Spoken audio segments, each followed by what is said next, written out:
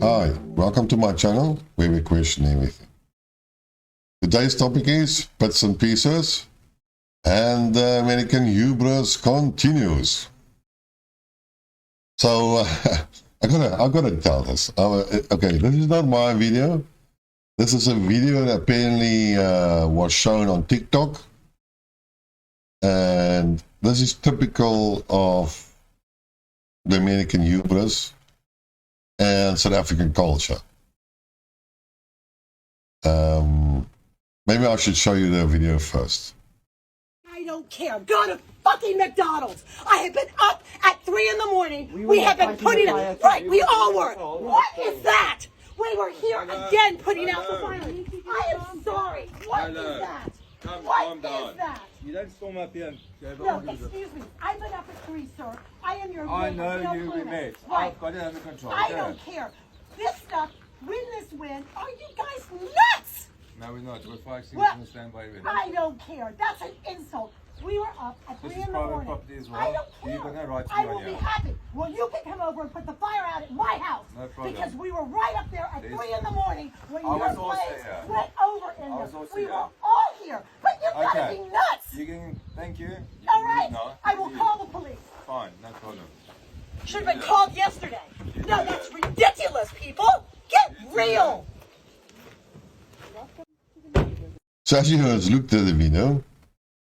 I'm not taking credit for this, but I cannot find out who published it first, so I cannot even give the credit to that person. I got it from a different site.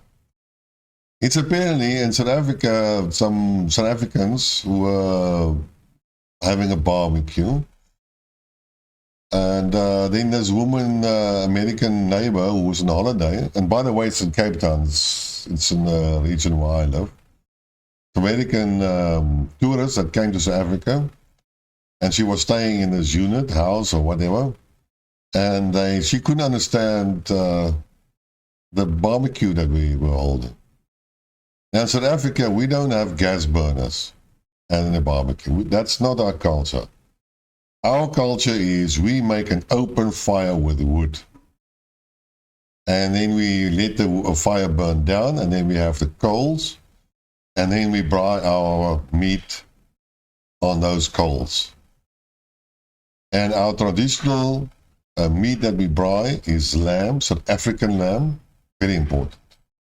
South African lamb. And boerewors, which is like a sausage, a typical South African sausage. It's got a long string. It goes like a... That is our traditional braais. And it's important that we have open flames and you braai it on the coals. And your wood sometimes also has an influence because it gives you that smell, that flavor to the dinners. If anybody in South Africa uses a gas burner, like I understand in America and Europe, then you are frowned upon because that's not how it goes. And even if you use, and we call it charcoal, that is those carbon cubes that you buy, then you make fire with that, that's also a no-no. People look funny at you if you use that. So South African tradition is to have open fires, and I cannot know, and I don't know of any case where an open fire for a braai has ever led to a bush fire or another house that burned down. I've made many of those fires, many times. I even had a big tree, and I made this fire beneath a tree, and the sparks would go up in the tree, but no fires. And in South Africa, we know how to treat our fires, and we know where to look for, and we are doing it safe and so. But in any case, so apparently they were braaiing next to this American tourist, and she and her husband woke up probably in the evening and saw the fire there, and then they were trying to extinguish the fire, and they didn't have a good night. And the next day, these South Africans again had a braai. We call it a braai, not a barbecue.